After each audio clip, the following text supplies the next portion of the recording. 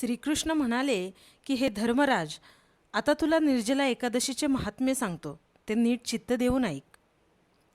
एकदा व्यासमुनी हस्तिनापुरी भीमसेनाकडे आले.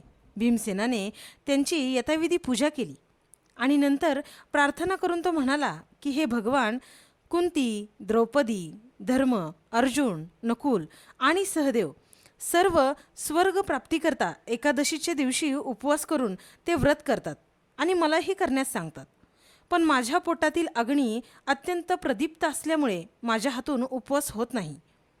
इतकेच काय, पण मला नक्त नव्हे तर एक भुक्तसुद्धा राहवत नाही. मला खाण्याला पुष्कळ अन्न लागते.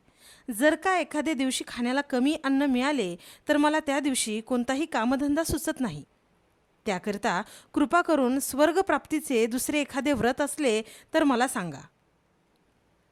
भीमाचे ते भाषण ऐकून व्यास म्हणाले की भीमा, 12 महिन्यात प्रत्येक पंधरवड्याला एक एकादशी येत असते.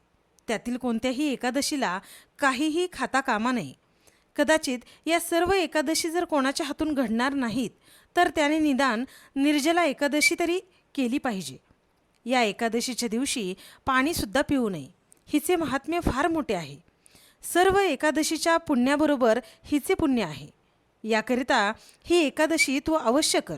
नंतर भीमाने निर्जला एकादशीचे व्रत विधियुक्त केले.